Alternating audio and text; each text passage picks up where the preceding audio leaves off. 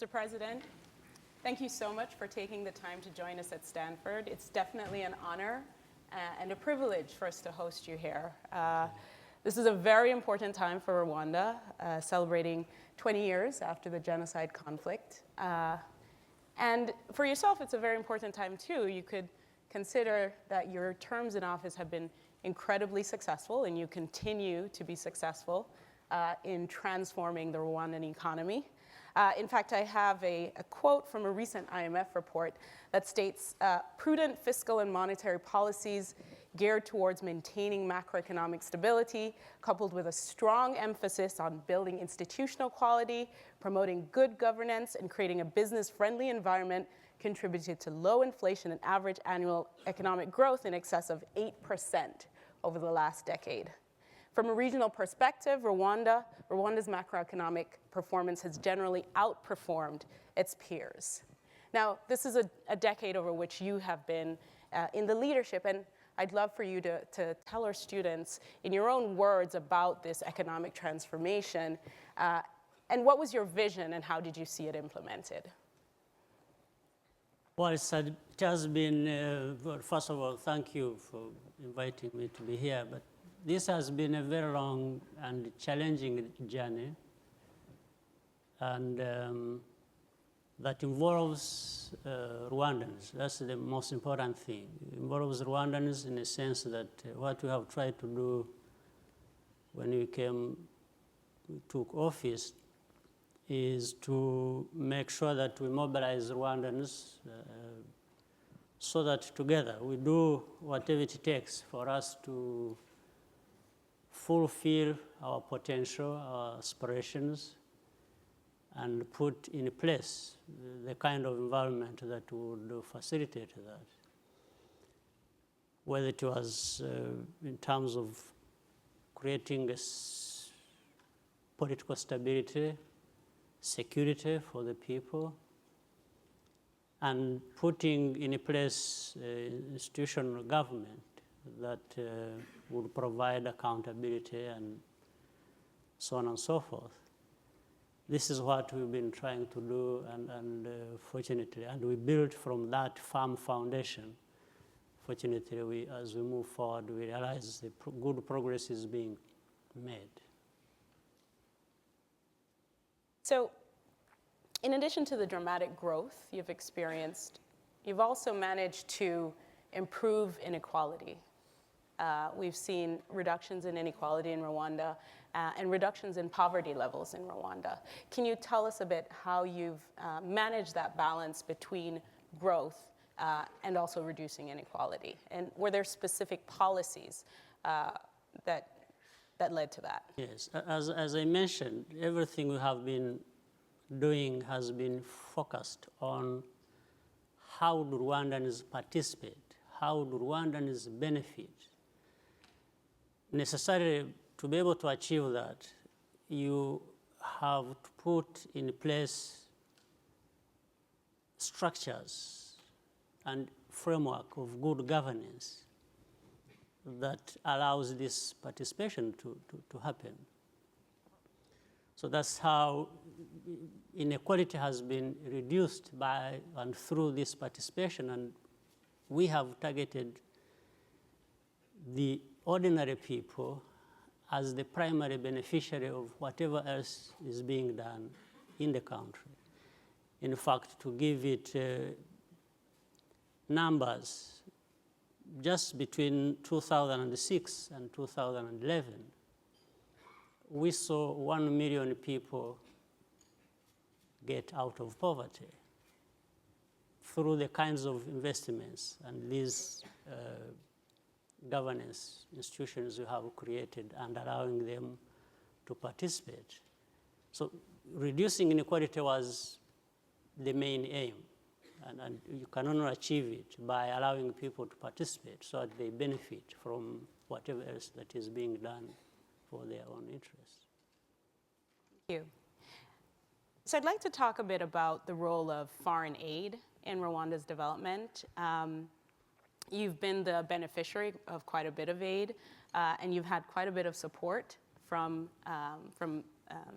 donors. And Can you say what has been sort of the highlights of receiving aid?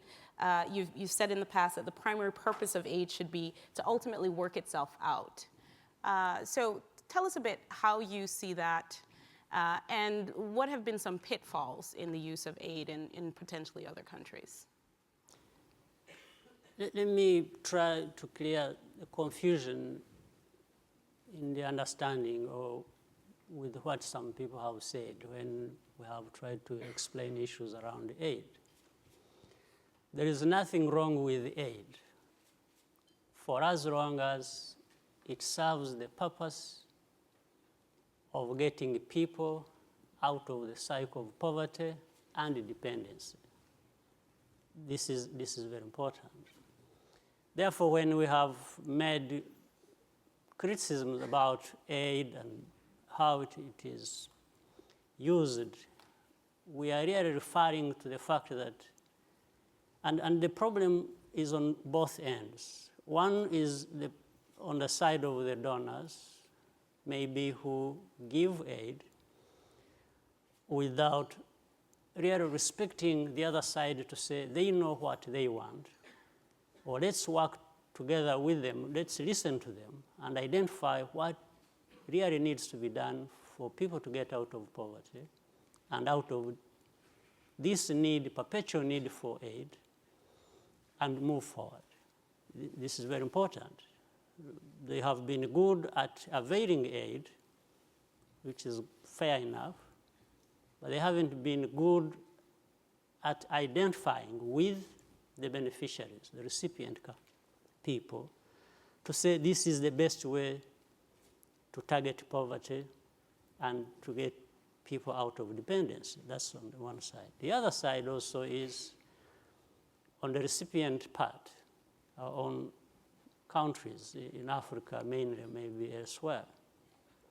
There is also focusing too much on getting aid and just getting aid and getting more aid without saying, when we get aid, this is what we need to be doing so that we stop needing aid and be able to stand on our own. That's a big problem on our side.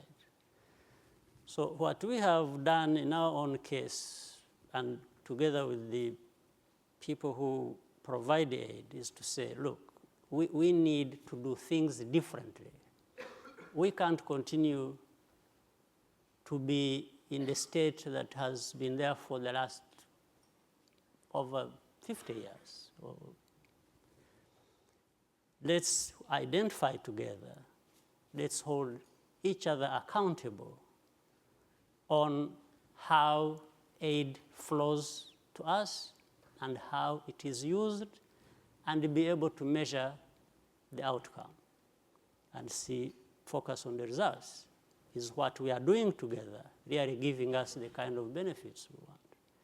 So we have insisted on this, and where there has been good cooperation with the donors, and we have seen also this behavior change on their part for some time now, and where we have worked with them on this basis, we have found good results. And that's what has really been happening in Rwanda. So let me push you a little bit more on that. Can you say, specifically international aid agencies such as the World Bank or the IMF, are there particular ideas that you have or thoughts that you have on their participation in development in countries? It is simple and it has worked. We have told them, be it the institutions or countries that are involved with aid, we have said, respect the recipients of aid, and also understand that they can identify with you, and they really know what they need to do with the money you give them. As long as you do that, then there is likely to be good progress. That's all we have insisted on. And we have seen more acceptance of that, and we have seen it work. In our case, it has worked. We have seen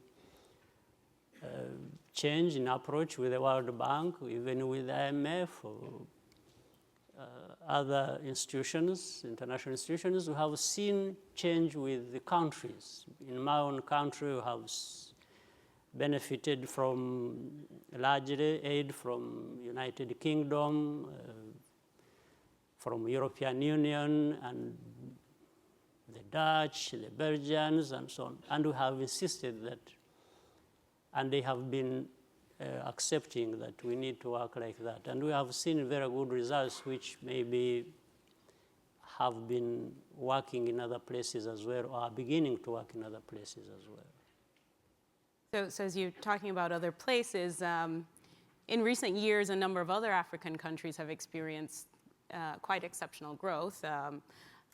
Mozambique, Uganda, Ethiopia, Burkina Faso. Can you tell us a bit about how you see the region going forward and what role you see for Rwanda in sort of helping to integrate the region? Really, Africa generally, if you look at other than few trouble spots in different parts, otherwise there is good progress. If you take the region of East Africa, that involves Kenya, Uganda, Tanzania, Burundi, and Rwanda, and through integration, through creating a common market, through allowing intra-African trade to take place within these regional blocks. You may talk about other regional blocks like the West Africa and the ECOWAS. You have others in the south, and so on and so forth. Good progress is being made. And in the East African community where Rwanda is located, we've seen tremendous progress. And Rwanda is playing, we are playing our own part as part of this regional bloc. And we share best practices across the region. We learn from what is happening in other countries. They learn from what is happening in our own country.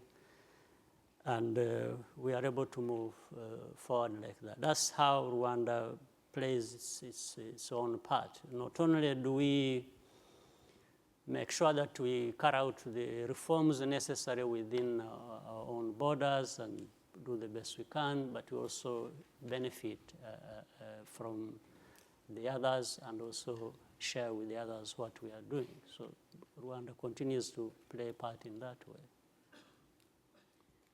So let's take this back to Rwanda for a second.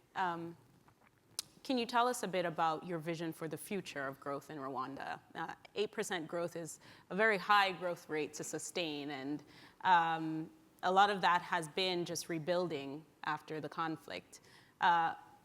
So what do you see as the future for growth, for entrepreneurship in Rwanda, for cultivating that business class that you mentioned? Let me start by giving you a picture of the demographics in Rwanda. We have under 20 years forming 50% of our population. We have 71% under 30. Now, this is a huge opportunity, much as it constitutes a challenge. This youthful population is very important. And if we put it in the general context of, say, the whole region of East Africa or even across the continent, with the growing middle class, that comes with opportunities again.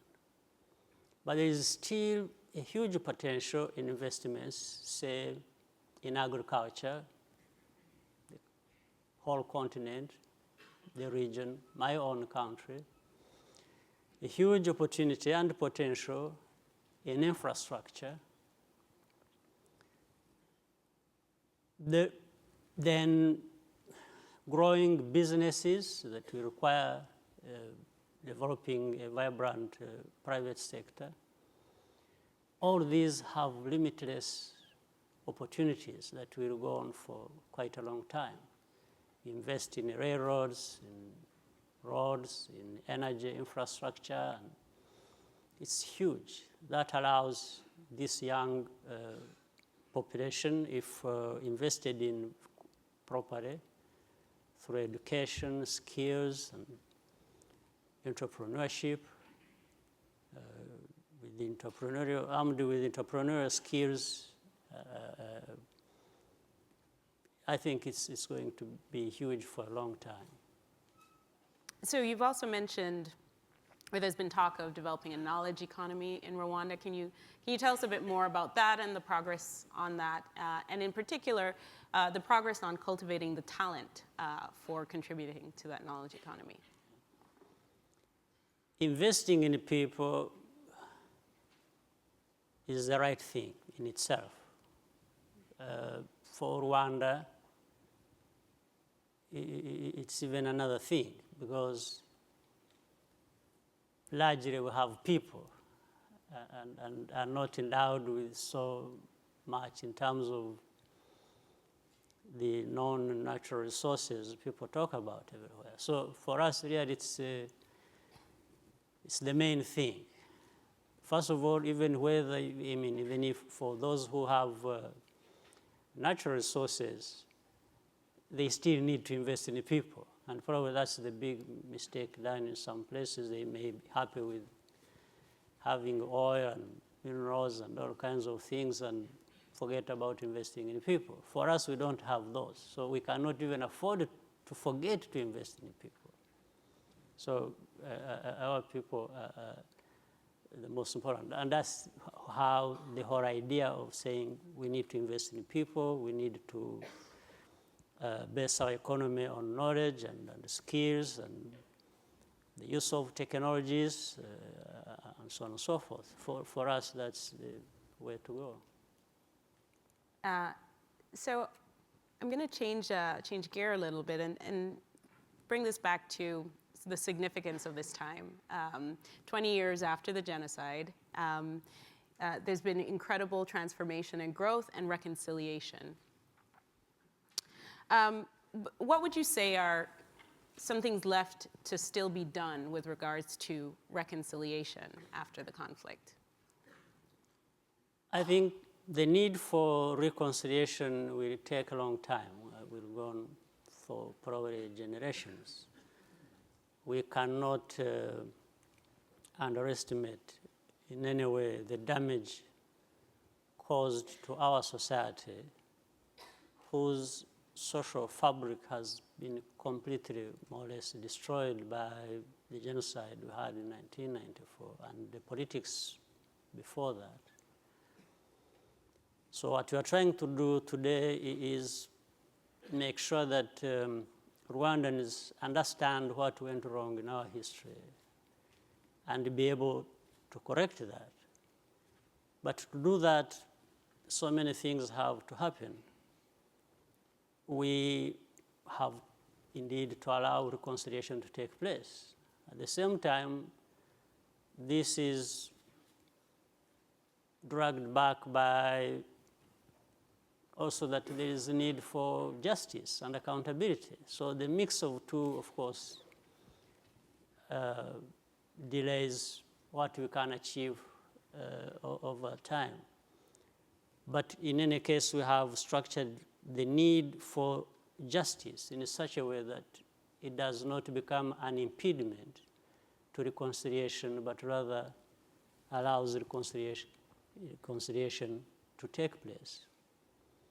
So it will take time, it takes time. But allowing reconciliation, talking about our past, talking about our problems and accepting our problems, that we are the ones, anyway, primarily behind all this that happened, even if there are external factors. I don't think we need to dwell so much on them because that would do no good to anyone, and we need to concentrate on accepting our responsibility, taking responsibility for our future, and agreeing to work together and really harness the diversity in our society and just say we are different, but for being different, we can also work together for the good of everyone. That's how we have approached it, and as long as we also continue with good growth that feeds into the general development of our people, and good governance that allows all Rwandans to participate, I think we stand much chance in being where we want to be in the near future. And speaking of where you want to be in the near future, what is sort of your hope for a successor, and what do you hope to complete in your term in office before you leave? Well, I look back and see the challenges we have had in the past and how far we have come in stabilizing the country, and creating institutions has been our aim, to make sure that these institutions outlive any individual. You see, people get obsessed with putting dates, when do you go, why don't you go, why don't you spend so much time on this? But anyway, let me tell you, I'm one of those who realize that even if I didn't want to go, I would go anyway sometime. So it's just natural that one would have to be having a problem not to imagine that there will be a time. So that's what makes us feel there is a need for institutions to be built that will outlive all of us. So, but back to the specific question. What I would want to see, or what we have, is continuation of what we've already seen that we have done together with Rwandans, continue and get better, and so that Rwandans' dignity is really, fulfilled and achieved. And that's what is happening, by the way, across Africa, I think. A dignified life that people must live has been lacking and has been underlying most of these problems you see. So as long as we can do that, and we can achieve that, or continue to work towards achieving it, I think I will be happy that Rwanda, dignified people, a stable country, prosperous, and continuing to be part of the African continent, and Rwanda and Africa really finding their own voice and place in the global affairs, which it doesn't have for a long time. And can you talk about the role of women in Rwanda, and sort of your push towards encouraging women, and how do you see progress on that going forward? Let me say that we look at the role of women in the wider context and of our country's, our nation's development. Women are part and parcel of our nation and society, so they've got rights to aspire to as well. But if you look at 52% of our population being women, one would not need to be so intelligent to understand that this is a part of a population you cannot ignore, other than even on top of that being their right to be there and do what any human being is doing. So that's where our understanding and our actions stem from. And we've seen women in education, in governance institutions, in decision making. Their numbers increase year in, year out. They dominate the parliament, in the judiciary, have in the leadership about 45%. We have in the general administration, significant number. In business, they are beginning to pick up, and the numbers are increasing. And it's healthy for our country, for our politics, and for our development. So let me ask you a bit about your leadership of Rwanda and your leadership style. And especially for business school students here, they're all interested in being leaders in the future, at least so we hope. Tell us a bit about what you think most prepared you for leadership in Rwanda, and if you have any advice for the MBA students here, and I should say all students here, because we've got more than MBA students here.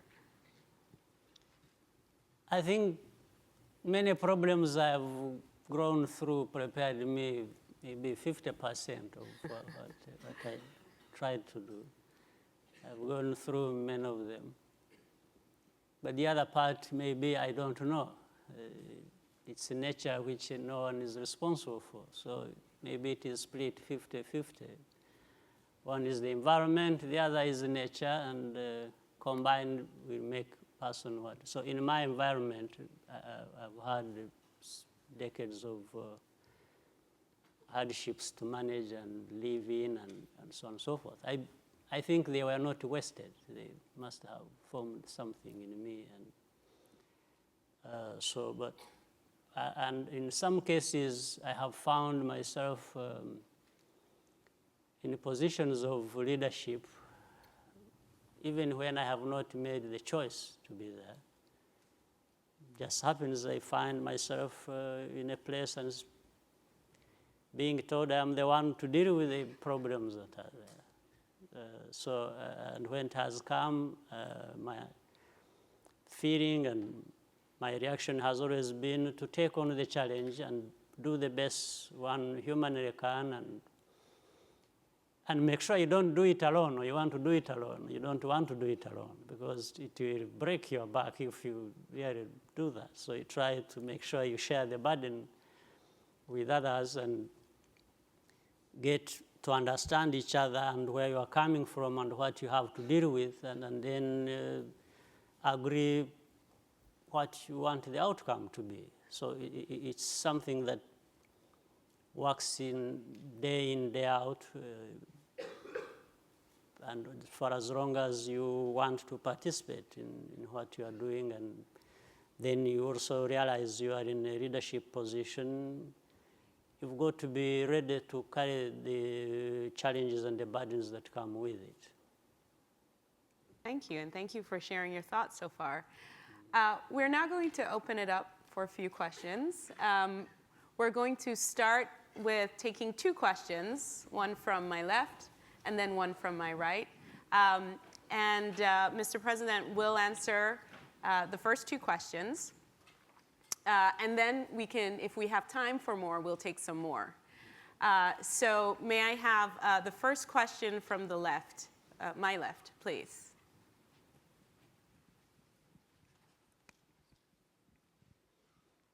And please remember to state your name and tell us a little bit about yourself. Hello, President Kagame. My name is Kara Reichard. I am an undergraduate political science major here at Stanford. My question is, can you tell us a little bit about what Rwanda is doing and perhaps what it can do better in terms of regional cooperation and specifically human rights promotion, and particularly in the Democratic Republic of Congo, where millions of people have been killed in the past 20 years, at least in part due to Rwandan involvement? Thank you. Well, if we really want to understand the region or issues between Rwanda and the DRC, and their history and the roots, I think I would encourage you as a political science student to visit Belgium and ask the Belgians. they probably, because the problems in the Congo started before I was born. The first Secretary General of the UN died in the Congo. That is probably when I was 3, 4, 5 years old. So if you really want to make a good study of political science and the history that give rise to many things that happen, you need to start from there. And to fulfill the human rights obligations, I want to take you again through what we do in our own country, all these things we are talking about. When we are empowering women, when we are investing in education of our people and covering every person and making sure they have access and can go to school. If we give them health care, universal health care that covers close to 90% of our population. If we are investing in broadband and other communications infrastructure that we avail to our people so that they can access information and can communicate. If we have decentralized our politics to the point that the sectors, the districts, and everybody can access information, can give their views, that does not add up. So I encourage you to do your maths, as you say here, and make sure that you will see that these things we are talking about add up to actually making sure that we encourage and realize respect for people's human rights. And we can't be doing it at home and then not want to do it elsewhere unless something is missing. So as we do what we do at home, we share it with the rest of the region, and that's how it happens in the East African community if you ask across the board. So, but the history of Congo and all the other issues, they have a long history. We can go the whole day talking about that, but I don't think we have the time. Thank you. We'll take a question from this side. Thank you, Mr. President. My name is Ken Opalo. I'm a PhD candidate in the Department of Political Science. My question is on the issue of term limits in Rwanda. Of? Term limits. Okay. Presidential term limits. You said that you're not obsessed with specific dates, but institutional development is also predicated on having specific and very obvious term limits so that everyone knows those specific dates. So what is your take on term limits in Rwanda, and do you like the idea of having your retirement date set clearly? Thank you. Yeah, but see, what I was referring to, and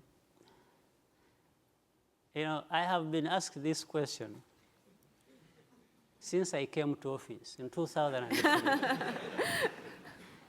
And I've always tried to figure out what is in it that people keep talking about. And yet, at the same time, everyone who stands up to ask me this question refers to the term limits that exist in the Constitution. So what really are they asking? So shall I rephrase? So, maybe I rephrase the answer for you. So what I'm talking about, I think what we are talking about here is something that primarily concerns Rwandans.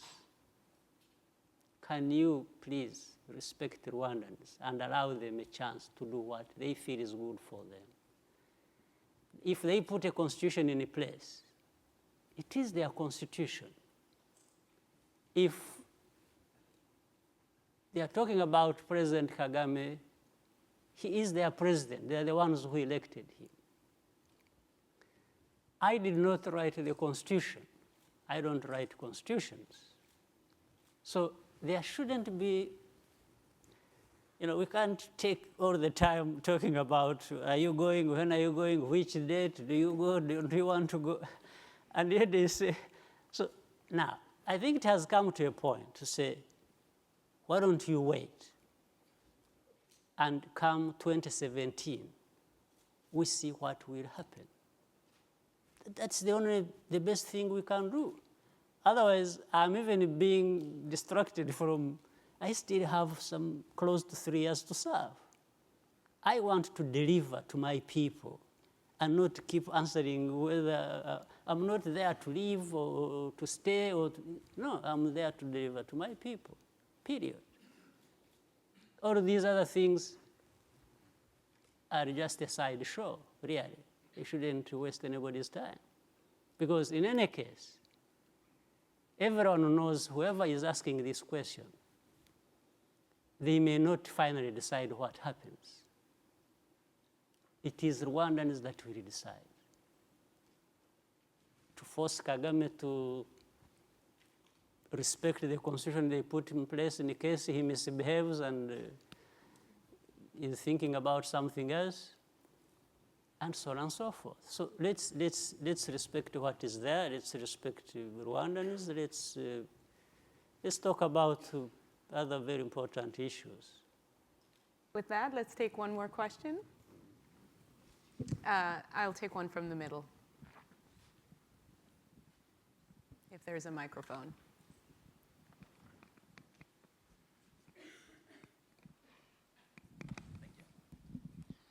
Thank you. My name is Kennedy Jawoko. I'm a Ugandan journalist.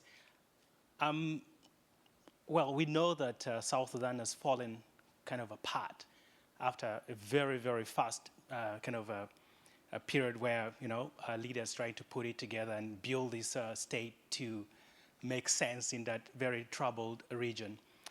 And I'm wondering what your thoughts are for a robust African Union kind of team, army in a way, going to South Sudan and trying to keep the peace there, because I think it's one of the countries that if African leaders allow it to fall as it is right now, might cause a lot of trouble in the region. So I wonder if you have any thoughts on that and if you would like to share that. And say your name again, please. My name is Kennedy Jawoko. Kennedy, Yes. Thank you very much for your question. Why don't we take one more question so that you can answer both at the same time, in the interest of time, just to make sure we do get to at least one more question. Yes.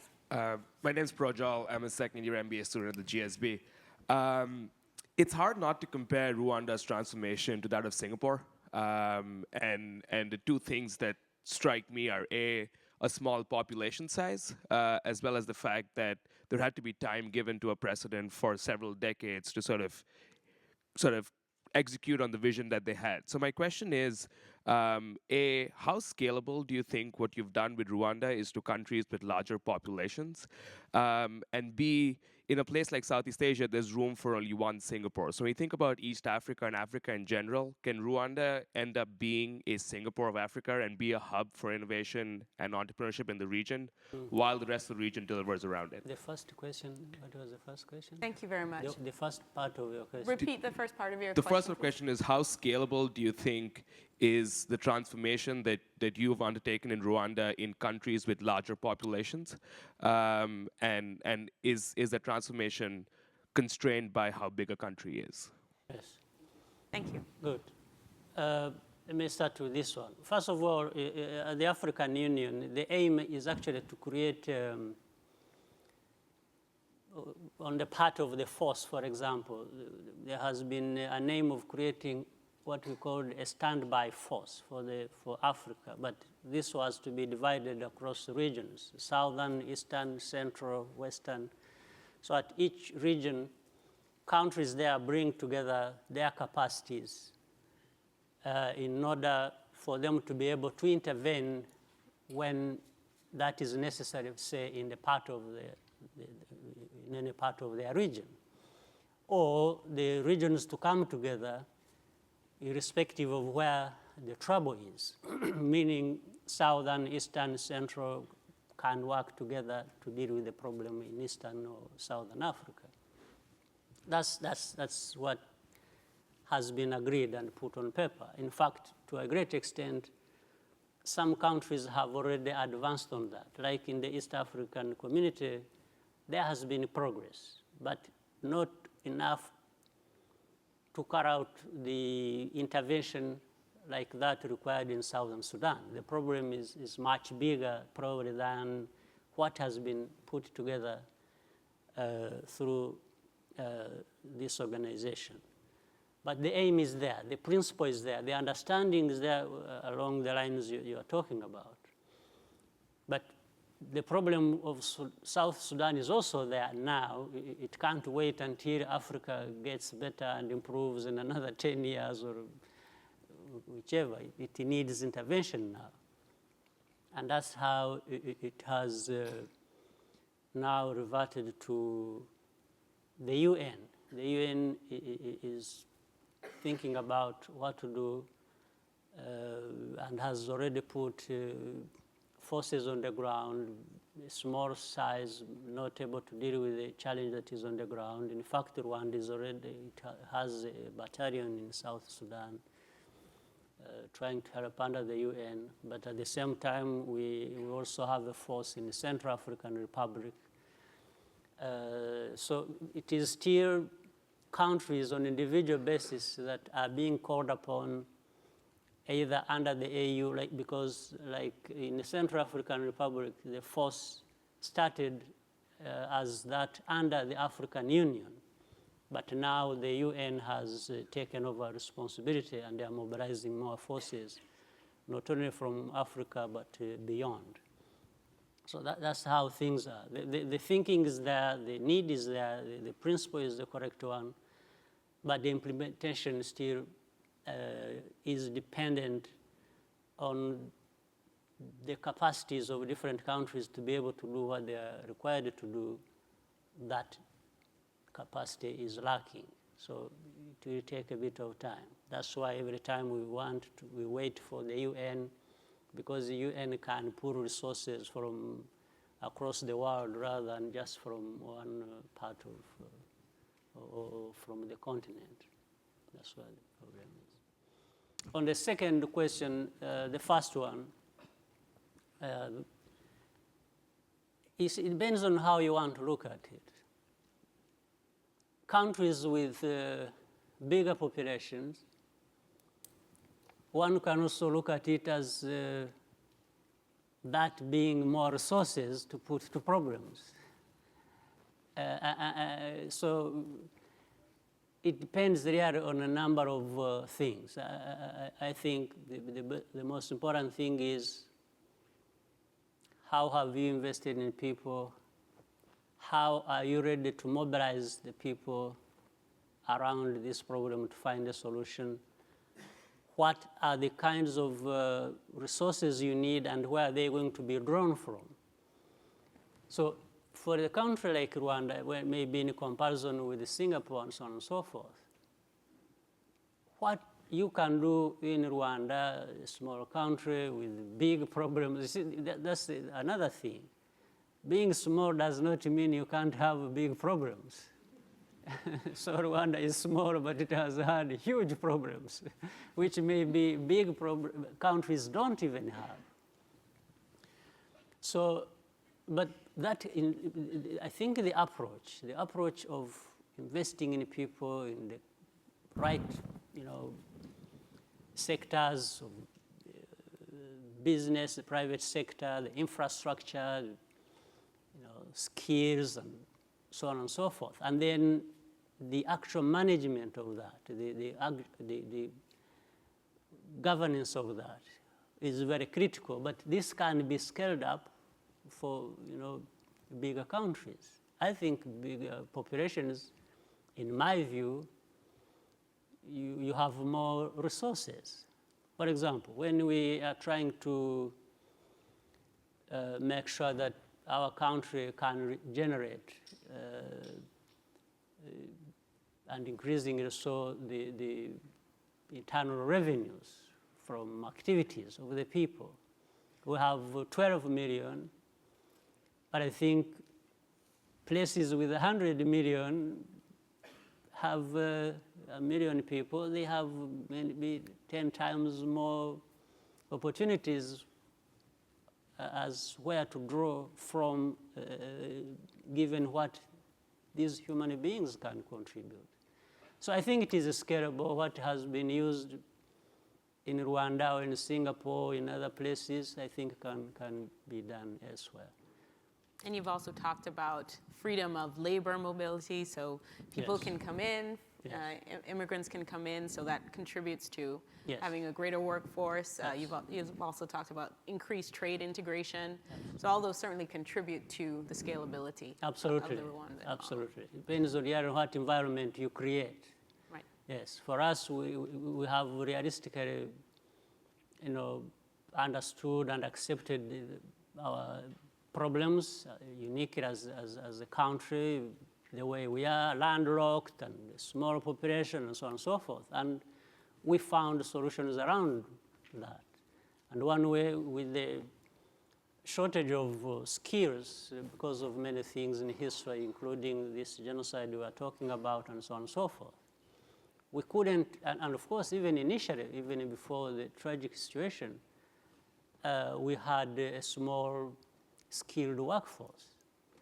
But we had ambitions and more opportunities to build fast and move on. And we couldn't wait until we have developed or invested in our own people, because investing in some of the skills required in people takes many years. So we had to accept that we can allow people from outside to come and work in Rwanda, and it's a win-win kind of situation. But around that, again, we had to make sure there is something unique we create about Rwanda to make it attractive. That's security, that's transparency, that's about the accountability issues in Rwanda, and fighting corruption, and so on and so forth. So that even in doing business, when we say, well, when you come to Rwanda and you want to invest and you want to start a company, it will take you 6 hours to open a company. Initially, it was taking us 90 days. In some places, it is still like that. So if somebody is to wait for 90 days to open a company in one country, and I am there saying, no, if you come, I will be done with everything in 6 hours, I think they prefer to come for 6 hours instead of the cost of 90 days. So things like that. Very good. So we have time for one more quick question. And let's see where the mic is. And we'll take one from the middle.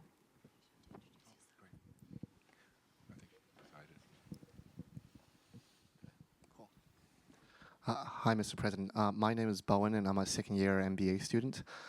My question is around your views on the increasing aid and money from China, especially in the context of China's growing prominence around the world, in the context of U.S.'s international policies in Africa.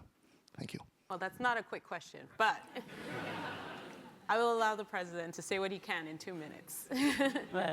Well, for China, yes, big size, wealth, and so on, and wanting a bigger stake in global affairs comes with some responsibility.